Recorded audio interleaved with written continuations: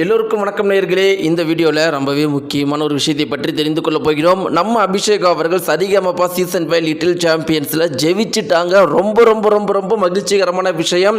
அவங்களுக்கு ஏற்கனவே 1 கோடி ரூபாயில் ஒரு வீடும் கிடைத்திருக்குது. அது வீடுன்னு சொல்லக்கூடாது, ஒரு பங்களா கிடைச்சிருக்குது.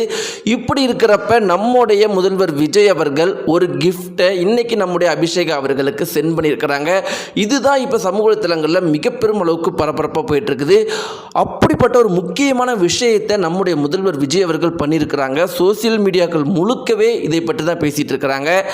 நம்முடைய அபிஷேக் அவர்களுக்கு நம்முடைய முதல்வர் விஜய் அவர்கள் என்ன கிஃப்ட் அனுப்பியிருக்கிறாரு அப்படிங்கிறத பற்றி தான் நம்ம தெரிந்து கொள்ள போகிறோம். கண்டிப்பாக இந்த குறிப்பிட்ட விஷயம் உங்களை கண்கலங்க வைக்கும். வாங்க வீடியோக்குள்ள போகலாம். சேனலுக்கு புதியவராக இருந்தால் மறக்காமல் சப்ஸ்கிரைப் பண்ணுங்க. நேயர்களே, நம்ம ஒவ்வொரு நாளுமே நினச்சிக்கிட்டு இருந்தோம் அபிஷேக் அவர்கள் வெற்றி பெறுவாங்களா பெறமாட்டார்களா அப்படிங்கிற மிக பெருமளவுக்கு பயத்தோடு இருந்தோம். ஏன்னா இதற்கு முன்னாடி நடந்த பிக் பாஸ் ஆகட்டும், இல்லை சூப்பர் சிங்கர் ஆகட்டும், இதற்கு முன்னாடி நடந்த சரிகமபா சீசன் 4 சீசன்களாகட்டும், எதுலேயுமே நாம் ஆசைப்பட்ட நாம் ஜெயிக்கணும்னு நினச்ச ஒரு நபர் ஜெயிக்கிறதே கிடையாது. இது ஒரு மிக பெருமளவுக்கு சோகத்தை எல்லா சீசன்கள்லையுமே எல்லா ஷோக்களையுமே ஏற்படுத்திட்டு இருந்துச்சு. அதனால தான் பார்த்தீங்கன்னா எல்லாருமே என்ன பேசிகிட்டு இருந்தோம்னா அபிஷேக் அவர்கள் வெற்றி பெற மாட்டாங்க.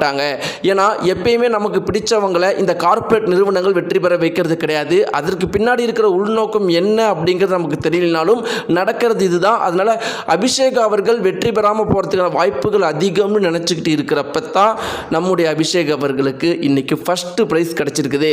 எப்படி இது மட்டும் நடந்துச்சு அப்படின்னு சொல்லிட்டு உற்று நோக்கும் போது ஒரு முக்கியமான விஷயத்தை சொல்கிறாங்க. என்ன அப்படின்னு பார்த்தீங்கன்னா, இதற்கு முன்னாடி கூட மக்களுடைய சப்போர்ட் ஓரளவுக்கு தான் இருந்திருக்கு. ஆனால் நம்முடைய அபிஷேக் அவர்களுக்கு 95% மக்களும் அபிஷேக் அவர்களுக்கு தான் சப்போர்ட் பண்ணுறாங்க.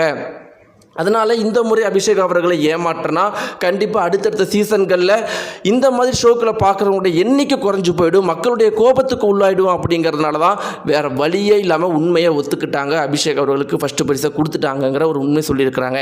இப்படி இருக்க நேயர்களே, அபிஷேக் அவர்கள் தற்போது வெற்றி பெற்றுட்டாங்க.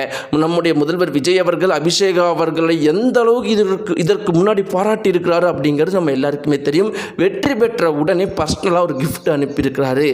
அந்த கிஃப்ட்டில் என்ன இருக்குன்னு இந்த குறிப்பிட்ட தகவல் சொல்லப்பட்டிருக்கு அப்படின்னா, நம்முடைய முதல்வர் விஜய் அவர்கள் பர்சனலாக 10 லட்சம் ரூபாய் அபிஷேக் அவர்களுக்கு கொடுத்துட்டு அதுக்கும் மேலே ஒரு முக்கியமான ஒரு பரிசு அவருக்கு கொடுத்துருக்காரு. என்னென்னு சொல்லியிருக்காருன்னா, அபிஷேகா, நீங்கள் வெற்றி பெற்றது எனக்கு ஆச்சரியமே கிடையாது.